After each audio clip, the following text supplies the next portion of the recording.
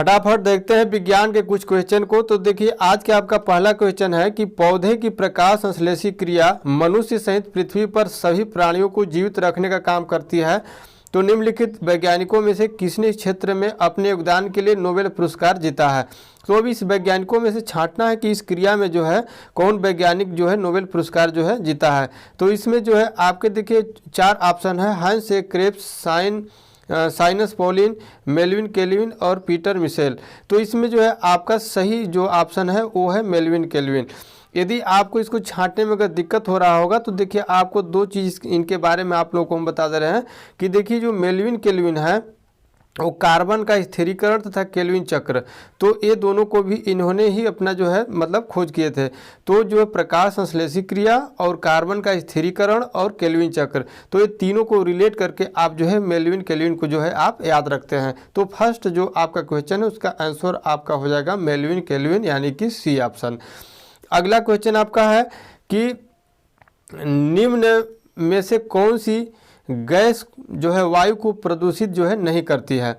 अब देखिए इस क्वेश्चन को आप थोड़ा सा कंफ्यूज हो सकते हैं, ज़्यादा तो नहीं। अब इसमें पूछा है कि कौन सी गैस जो है वायु को प्रदूषित नहीं करती है। अब इसका ऑप्शन आप लोग पढ़िए।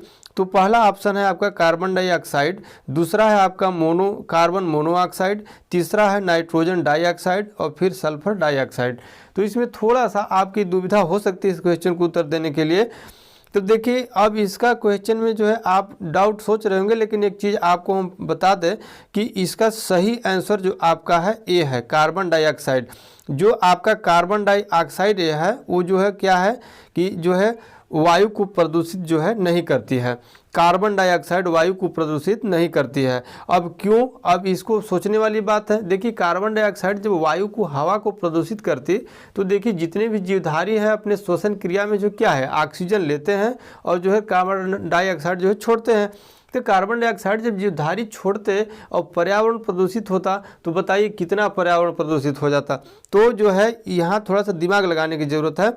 आपका कार्बन मोनोऑक्साइड प्रदूषित कर सकता है, करता भी है, और नाइट्रोजन डाइऑक्साइड भी ये जहरीली, और सल्फर डाइऑक्साइड भी। तो इस तरह से तीनों जो है आपको प्रदूषित कर सकता है, लेकिन कार्बन डाइऑक्साइड जो है प्रदूषित नहीं करता है। नाट में जो है आंसर भी देना है। अगला क्वेश्चन आपका है, फटाफट देखते हैं कि जो है निम्नलिखित में कौन सा पदार्थ पौधे के लिए सूक्ष्म पोषक तत्व है। तो सूक्ष्म पोषक तत्व माइक्रो जो आपका पोषक तत्व है वो पौधे के लिए आपका है जो बोरान। इसमें ऑप्शन है कार्बन है, ऑक्सीजन है, नाइट्रोजन है, लेकिन इसमें बोरान है। देखिए आपका जो है पौधों के लिए सिर्फ 8 आपका जो है पोषक तत्व होता है माइक्रो, और जो है 9 आपका होता है क्या बृहद पोषक तत्व, यानी कि टोटल जो है 17 आपका होता है। तो यहाँ जो है आपका ऑप्शन हो जाएगा बोरान सही हो जाएगा। अगला क्वेश्चन आपका है कि फलों के पकने से पहले गिरने पर कुछ मामलों में उपज की महत्वपूर्ण हानि होती है। बात सही है। तो इसे किसके द्वारा रोका जा सकता है। तो अब इसमें ऑप्शन है देखिए समुचित सिंचाई द्वारा, ऑक्सीजन के छिड़काव द्वारा, उर्वरक के प्रयोग को बढ़ाकर, खनिजों की उपलब्धता को बढ़ाकर। तो यहाँ देखिए आपका आंसर क्या है, आपका बी ऑप्शन सही है, ऑक्सीजन के छिड़काव द्वारा। तो इसमें कंफ्यूज नहीं होंगे आप, जो है इसका बी ऑप्शन जो है इसका आंसर लगाएंगे। अगला क्वेश्चन आपका है कि हरे पौधों को कुल कितने पोषक तत्वों की आवश्यकता होती है। तो हरे पौधों को देखिए टोटल जो पोषक तत्वों की आवश्यकता होती है वो 17 होती है। इससे पीछे वाले क्वेश्चन में आपको बता दिया, आपको जो है 8 जो है आपका माइक्रो सूक्ष्म और जो है 9 आपका क्या है बृहद। अगला क्वेश्चन आपका है कि हाइड्रोफाइट जो है कहते हैं, किसे कहते हैं। हाइड्रोफाइट के मतलब क्या है, वो बिना जल का पौधा, बिना मिट्टी का पौधा, बिना कार्बन डाइऑक्साइड का पौधा, तो इनमें से कोई नहीं। तो इसमें देखिए आपका जो 6वां क्वेश्चन है उसका आंसर है बिना मिट्टी का पौधा, यानी कि हाइड्रोफाइट जो है क्या है जल वाला पौधा है, बिना मिट्टी के पौधा जो है इसमें इसका सही ऑप्शन है बी। अगला क्वेश्चन आपका है कि एपीफाइट जो है वे पौधे हैं जो दूसरों पौधे पर आश्रित होते हैं। तो जो है क्यों आश्रित होते हैं, किस का के लिए। तो भोजन के लिए, छाया के लिए, जल के लिए, यांत्रिक अवलंबन के लिए। तो यहाँ आपका 7वां का जो एपीफाइट है इसका आंसर है आपका जो है ऑप्शन डी, यानी कि यांत्रिक अवलंबन के लिए। तो यहाँ भी कंफ्यूज नहीं होंगे। अगला क्वेश्चन आपका है कि निम्नलिखित में से अंकुरण के लिए सामान्यतः किसकी आवश्यकता नहीं होती है। अब यहाँ देखिए आपको थोड़ा सा दिमाग को जो है कर सकता है, पानी तो ज़रूरत ही है, आपका हवा भी ज़रूरत है, ताप भी ज़रूरत है, लेकिन प्रकाश की आवश्यकता जो है अंकुरण के लिए नहीं है। तो यहाँ आपका हो जाएगा बी ऑप्शन सही हो जाएगा, क्योंकि देखिए मिट्टी में जब आप बीज डालते हैं तो प्रकाश सीधे जो है वहाँ बीज तक नहीं पहुँचती है, क्योंकि मिट्टी में जो है ढका रहता है बीज, तो ताप, हवा, पानी उसकी ज़रूरत रहती है बीज को अंकुरण के लिए। अगला क्वेश्चन आपका है कि पौधों में जो है जल की ऊपर की ओर की गति क्या कहलाती है। पौधों में जल की ऊपर जब गति करती है तो वो जो है क्या कहलाता है, वो कहलाता है आपका रसारोहण। तो यहाँ आपका जो है डी ऑप्शन सही है। जल स्राव भी नहीं होगा, वाष्पन भी नहीं होगा, वाष्पोत्सर्जन भी नहीं होगा, वाष्पोत्सर्जन पत्ती में होता है, तो यहाँ जो है आपका रसारोहण सही है। अगला क्वेश्चन आपका देखते हैं। अगला आपका क्वेश्चन है कि जो है पौधों की लंबाई में वृद्धि के लिए आवश्यक नहीं है। तो पौधों की वृद्धि के लिए जो है क्या आवश्यक नहीं है, तो आवश्यक आपका नहीं है देखिए सोडियम।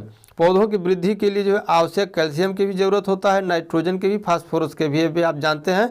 सोडियम की जो है आवश्यकता जो है नहीं पड़ती है पौधों की वृद्धि के लिए, तो यहाँ ऑप्शन ए सही हो जाएगा।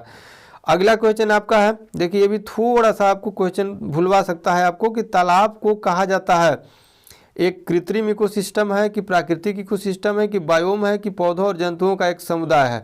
तो देखिए जो कृत्रिम, आर्टिफिशियल और नेचुरल जो आपका जो इकोसिस्टम है उसके बारे में आपको समझना है। तो तालाब देखिए आपका क्या है, प्राकृतिक इकोसिस्टम है, तो यहाँ आपका ऑप्शन सही हो जाएगा बी। तो अब देखिए इसमें जो है तालाब को क्या है, आपको कृत्रिम में नहीं जाएंगे आप, जो है तालाब क्या है आपका प्राकृतिक में ही जाएंगे, क्योंकि परसेंटेज देखिए तालाब को बनाते भी लोग, तालाब बनता भी है खुदाई करके, लेकिन यहाँ जो है आपका प्राकृतिक में ही जाएगा, यहाँ तालाब जो है प्राकृतिक इकोसिस्टम है।